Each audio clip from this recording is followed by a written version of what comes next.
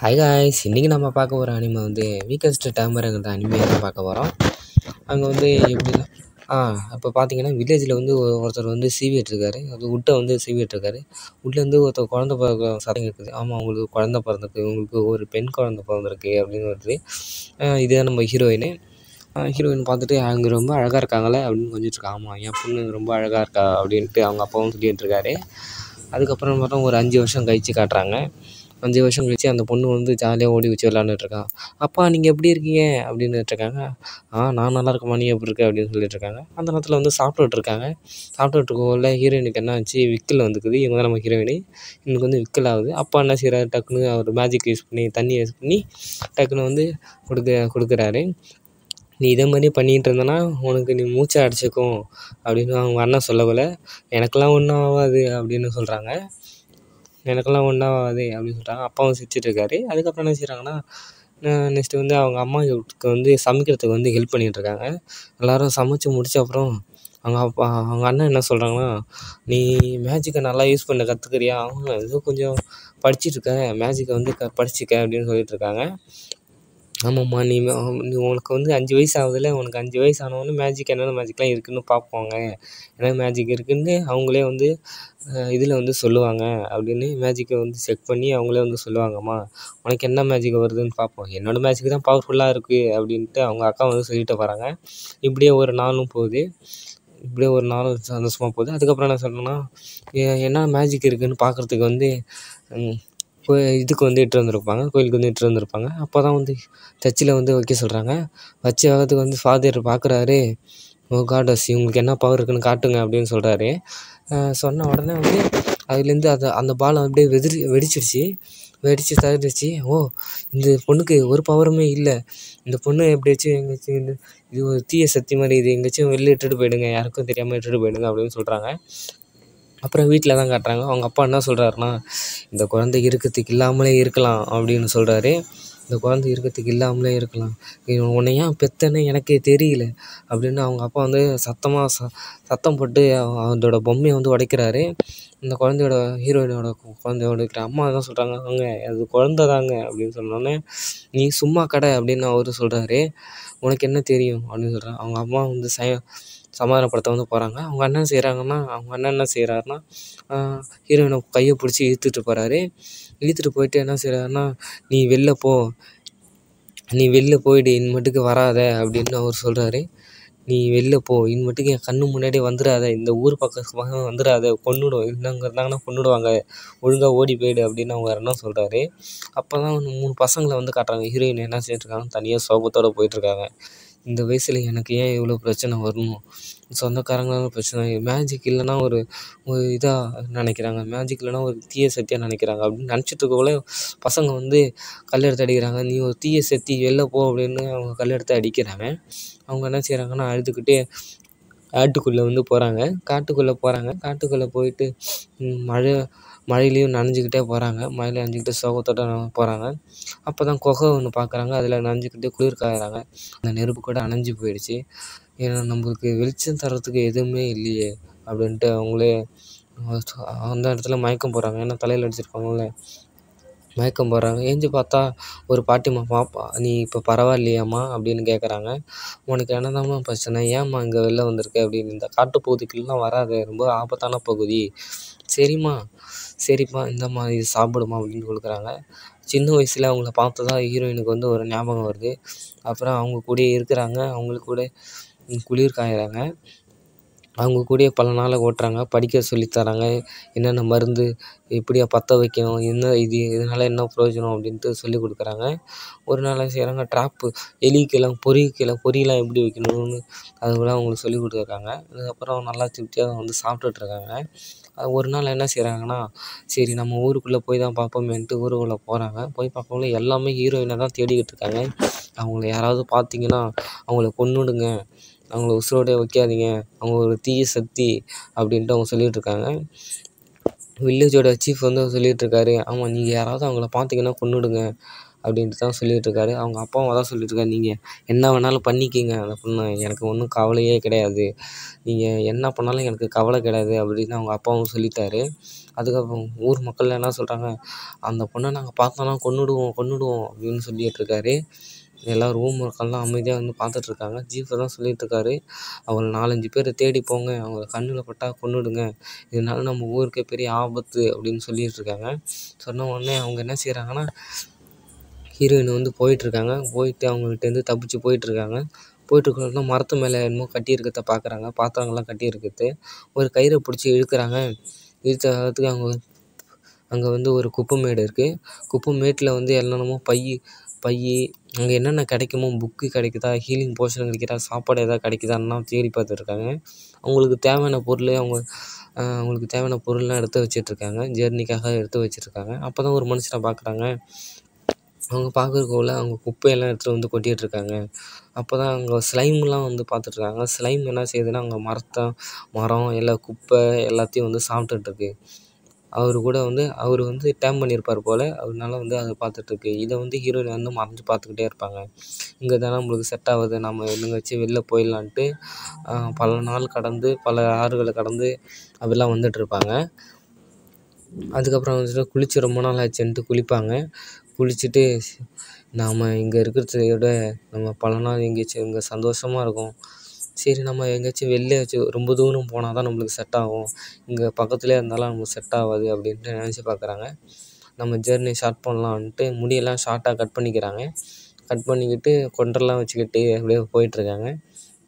கொண்டெல்லாம் வச்சுக்கிட்டு ஹாப்பியாக போயிட்டுருக்காங்க. ரொம்ப நாள் பல நாள் கடந்து போகுது. பல நாள் 1 வாரம் கடந்து பல ஏரி காடெல்லாம் எல்லாம் சுற்றிலாம் பார்த்துட்ருக்காங்க. அதுக்கப்புறம் என்ன செய்கிறாங்கன்னா, மலையெல்லாம் கடந்து பல பூக்கள் இருக்கிற இடத்துக்குலாம் வந்து பார்க்குறாங்க. பூக்கள்லாம் வந்து பார்த்துட்டு சந்தோஷப்படுறாங்க. இந்த பூக்கள் ரொம்ப அழகாக இருக்குது, இது ரொம்ப அழகாக இருக்குது, இது என்னது ஒரு ஸ்லைம் தானே. அதை பார்க்க க்யூரியாசிட்டி தாங்க முடியாமல் அவங்க ஒரு புக்கு வச்சுருக்காங்கல்ல, அந்த புக்கை எடுத்து வந்து பார்க்குறாங்க. இது ரொம்ப அழகாக இருக்குது, இதை பார்க்கறதுக்கே ரொம்ப பியூட்டிஃபுல்லாக இருக்குது, அப்படி அது கண், வாய், மூக்கு அப்படின்னு பார்த்துட்ருக்காங்க. அதுக்கப்புறம் என்ன செய்கிறாங்க, புக்கு வச்சுருப்பாங்களா, ஸ்லைமை பற்றி தேடிகிட்ருக்காங்க. அந்த ஸ்லைமை பற்றி ஏதாவது விஷயம் ஏதாவது கிடைக்குமா அப்படின்னு பார்த்துட்ருக்காங்க. பார்த்துட்ருக்கும்போது தான் இந்த ஸ்லைம் வந்து கொஞ்ச நாள் தான் இருக்கும். அதுக்கப்புறம் என்ன செய்யும்னா, ஆறு, கடல் இதில் எங்கேயாச்சும் கலந்துரும். லைட்டாக காற்று அடித்த வேகத்துக்கு அந்த ஸ்லைம் என்ன செய்யும்னா பறக்க ஆரம்பிக்கும். இந்த ஸ்லைம் குறுகிய நாள் தான் வாழும், அதுக்கப்புறம் வாழாது.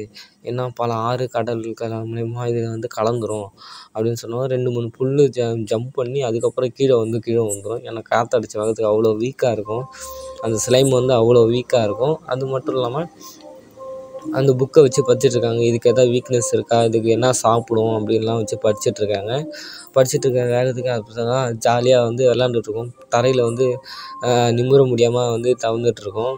அப்போ தான் ஹீரோயின் என்ன செய்கிறாங்கன்னா, சரி நம்ம இதுக்கு ஹெல்ப் பண்ணுவோம் அப்படின்ட்டு என்ன செய்கிறாங்கன்னா, அந்த புக்கை கீழே வச்சுட்டு அந்த ஸ்லைமுக்கு வந்து என்ன செய்கிறாங்கன்னா, கையை வச்சு தூக்கி விடுறாங்க.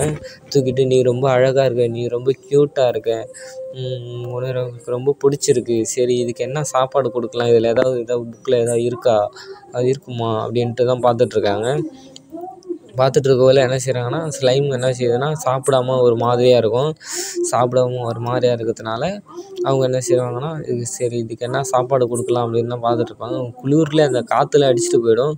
காற்றுல அடிச்சுட்டு போகக்குள்ள தான் அது என்ன செய்வாங்கன்னா, அந்த ஸ்லைம் இருக்குல்ல, அந்த ஸ்லைம் வந்து ரொம்ப தூரம் காற்றுல அடிச்சுக்கிட்டு போயிட்டே இருக்கும். டக்குன்னு அங்கே ஒரு குளம் மாதிரி இருக்கும். அந்த குளத்துல போகிற நேரத்தில் ஹீரோயின் வந்து காப்பாற்றிடுறாங்க. காப்பாற்றிட்டு என்ன செய்கிறாங்கன்னா, நீ எப்படியாச்சும் தப்பிச்சிட்டல அப்படின்னு சொன்னோடனே அந்த ஸ்லைம் வந்து சந்தோஷப்படுது. அந்த ஸ்லைம் வந்து ஹீரோயின் கூடயே இருக்கலாம்னு ஆசைப்படுது. என் கூட இருப்பியா, எப்போவுமே இருப்பியா, இருப்பேன் அப்படின்ற மாதிரி தான் அது சொல்லிகிட்ருக்கு. சொன்ன விதத்துக்கு அது நைட்டு அது கூட தங்கிட்டுருக்காங்க. தங்கிட்டுருக்கக்குள்ள அவங்களோட சொந்த கதை, சோக கதைலாம் எல்லாம் பேசிகிட்ருக்காங்க. அது வந்து விடிஞ்சிருது. அதுக்கப்புறம் காலைல ஆகிடுது. காலைல வந்து ஏஞ்சி பார்க்குறாங்க, அந்த ஸ்லைமு காணோம். என்னது, நீ என்னை விட்டு போயிட்டியா, எனக்குன்னு யாருமே இருக்க மாட்டாங்க போலயே, கடைசி வரையும் நான் தனிமையாக தான் இருக்கணும் போல் அப்படின்னு நினைக்கிறாங்க. நினச்சிக்கிட்டே அழுகுறாங்க. நினச்சிக்கிட்டு அழுகுறாங்க. அப்போ தான் வந்து பையில தேடி பார்க்குறேன். சரி நம்ம அடுத்தது எந்த இடத்துக்கு போகலாம் அப்படின்ற மாதிரி தான் அந்த மேப்பு எங்கே இருக்கும், பையில தான் இருக்குது, நம்ம பையில தான் இருக்குது அப்படின்ட்டு அந்த மேப்பை எடுக்கிறாங்க. மேப்பை எடுத்து திறந்து பார்க்குறாங்க. திறந்து பார்த்தா அந்த இடத்துல வந்து ஸ்லைம் இருக்குது. "ஏய் நீ இன்னும் போகலையா? நீ இன்னும் இங்கே தான் இருக்கியா?" அப்படின்ட்டு அவங்க அதை பார்த்து சந்தோஷப்படுறாங்க. ஏன்னா அதுக்குன்னு கிடச்சிருக்குது ஒரே ஃப்ரெண்டு அது மட்டும் தானே. அதனால் அதை பார்த்து சந்தோஷப்படுறாங்க. அது கூடயே ட்ராவல் பண்ணுறாங்க. ட்ராவல் பண்ணி என்ன செய்கிறாங்கன்னா புக்கில் வந்து இது என்ன சாப்பிடும், எந்த மாதிரி இதெல்லாம் சாப்பிடும் அப்படின்னு பார்த்துருக்காங்க. எந்த மாதிரியான ஃபுட்டு சாப்பிடும் இதெல்லாம் பார்த்துட்ருக்காங்க. பார்த்துக்கிட்டு என்ன செய்கிறாங்கன்னா அது கூட வந்து பேசிகிட்ருக்காங்க. பேசிகிட்டுருக்குள்ள அது எப்படி இதெல்லாம் டேம் பண்ணலான்ற மாதிரி தான் அந்த புக்கில் படிச்சிருப்பாங்க. படிச்சுட்டு என்ன செய்வாங்கன்னா டக்குன்னு வந்து டேம் பண்ணிடுவாங்க. டேம் பண்ணிடுவாங்க. அந்த ஸ்லைம் வந்து டேம் பண்ணிடுவாங்க. டேம் பண்ணிடுன்னு இது வந்து மாஸ்டர் ஆகிறதுக்கும் சும்மா டேம் பண்ண உடனே அது தலையில் வந்து ஒரு சிம்பிள் மாதிரி வந்துருக்கும். சிம்பிள் மாதிரி வந்துட்டு அந்த ஸ்லைம் வந்து ஹாப்பியாகும்.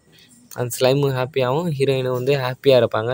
நான் ஃபஸ்ட்டு டேம் பண்ணிட்டேன், நான் ஃபஸ்ட்டு தடவை ஒரே ஒரு டேம் பண்ணியிருக்கேன், அதுவும் நீ தான் அப்படின்ட்டு அவங்க வந்து ஜாலியாக வந்து அதை வச்சு விளாண்டுட்டு இருப்பாங்க. ஸ்லைம் வச்சு விளாண்டுருப்பாங்க. சரி கொஞ்ச நாள் கழிச்சு என்ன செய்கிறாங்கன்னா ஹீரோயின் வந்து ஒரு பெரிய ட்ராப் வந்து செட் பண்ணியிருப்பாங்க. அதில் வந்து ஒரு எலி மாட்டியிருக்கும். அதை இறைச்சியெல்லாம் அந்த தோலெல்லாம் எடுத்துகிட்டு இறைச்சியை வந்து ஒரு இலையில கட்டி பத்திரமா வச்சு ஒரு பேக்கில் வச்சுருப்பாங்க. பேக்கில் வச்சுருப்பாங்க.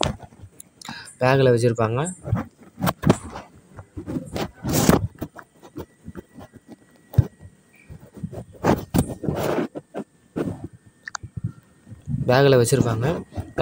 அதுக்கப்புறம் என்ன செஞ்சுருப்பாங்கன்னா அங்கே ஒரு இது பார்ப்பாங்க. ஒரு மேப்பை பார்த்துட்டு நம்ம இந்த இடத்துக்கு தான் போகணும், ரெடியாக இரு அப்படின்ட்டு நம்ம இந்த இடத்துக்கு தான் போகணும், ரெடியாக இரு, இந்த கேபிட்டலுக்கு பக்கத்தில் தான் நம்ம போகிறோம், இங்கே போனால் தான் நம்மளுக்கு கொஞ்சம் தெரிஞ்ச இடமெல்லாம் இருக்கும் போல், பரவாயில்ல நம்ம பார்த்துக்கலாம், எந்த இடத்துல இருந்தால் பார்த்துக்கலாம்ன்ட்டு வந்துடுவாங்க. அந்த நேரத்தில் வந்து இங்கே வியர்டான ஃபீலிங் வரும். அந்த ஸ்லைமுக்கு வந்து வியர்டான ஃபீலிங் வரும்.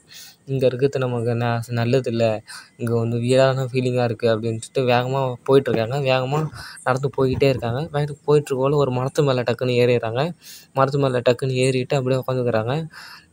அப்போ தான் அந்த ஒரு ஆண்ட்டு வருது. ஆண்ட்டு படையே வருது. ஆண்ட்டு தனியாக வருது, ஆண்ட்டு படையே வருது. ஆண்ட்டு படையே வந்து அங்கே வந்து நடந்து போய்கிட்டே இருக்குது. போன வேகத்துக்கு அந்த நேரத்தில் வந்து என்ன செய்கிறாங்கன்னா ஹீரோயின் வந்து ஹீலிங் அவங்க கன்னத்தில் வந்து ஒரு அடிபட்டிருக்கும். அது அவங்க வந்து பயந்துக்கிட்டே இருப்பாங்க. கன்னத்தில் அடிபட்டிருக்கும், அதுவும் இல்லாமல் பயந்துக்கிட்டே இருப்பாங்க. டக்குன்னு பேக்லேருந்து ஸ்லைமை வந்து எடுப்பாங்க. அதுக்கு வந்து சாரோன்னு பேர் வச்சுருப்பாங்க. சாரோ என்ன செஞ்சுருக்குன்னா சாரோவை வந்து பார்த்துட்ருப்பாங்க. சாரோ அதுக்கு முன்னாடி ஹீலிங் போர்ஷன் எடுத்து அவங்க முன்னாடி அவங்க கன்னத்தில் அடிபட்டிருக்கும் இல்லையா, அந்த கன்னத்தில் வந்து தடவிக்கிட்டு இருக்காங்க. சாரோ நீ இந்த மாதிரி எதுலேயும் மாட்டிக்கக்கூடாது, புரியுதா இல்லையா அப்படின்ட்டு அவங்க வந்து வருத்தப்பட்டிருப்பாங்க. அவங்க வந்து ஒரு பாட்டிலாக எடுத்து அவங்க கன்னத்தில் தடவிக்கிட்டே இருப்பாங்க. அதுக்கப்புறம் ஃபைனலாக அவங்க கன்னத்தில் இருக்கிற காயம் வந்து ஆறி போயிடும். அதுக்கப்புறம் என்ன செய்வாங்கன்னா அந்த ஸ்லைம் மறுநாள் என்ன செய்வாங்கன்னா அவங்க ஒரு வண்டி இழுத்துட்டு போன தடம் போட்டிருக்கும். அங்கே போய் பார்த்தோன்னே வாண்டட் அப்படின்னு போட்டிருக்கும். அவங்க அதை பார்த்தோன்னே போஸ்டர் இது என்னோட போஸ்டர் தானே பார்த்து டக்குன்னு அதை கீழ்ச்சி போட்டுருவாங்க. இன்னொரு போஸ்டரில் பார்த்தீங்கன்னா அது கொடூரமாக வரைஞ்சி வச்சுருப்பாங்க ஹீரோயினை. அதையும் கீழ்ச்சி போட்டுருவாங்க. இன்னொரு போஸ்டரில் பார்த்தா அவங்க க்யூட்டாக வரைஞ்சி வச்சுருப்பாங்க. அதை எடுத்து வச்சுருப்பாங்க. அப்புறமேட்டுக்கு கொஞ்சம் தூரம் போனவுடனே அங்கே ஒரு சிட்டியை காட்டுறாங்க. அங்கே ஒரு சிட்டிக்குள்ளே வந்து அவங்க வந்துட்டுருக்காங்க. சிட்டிக்குள்ளே வந்தால் அங்கே எல்லோரும் மேஜிக் தான் யூஸ் பண்ணுறாங்க. ஒருத்தவங்க வாட்டர் மேஜிக் யூஸ் பண்ணுறாங்க, சமைக்கிறதுக்கு ஃபயர் மேஜிக்லாம் யூஸ் பண்ணுறாங்க. அதுக்கப்புறம் என்ன செய்கிறாங்கன்னா பசங்க வந்து ஓடி ஆடி விளாண்டுட்டு இருப்பாங்க. சரி இதோட நம்ம ஃபஸ்ட்டு பார்ட்டை கம்ப்ளீட் பண்ணிக்கலாங்க. தேங்க்யூ.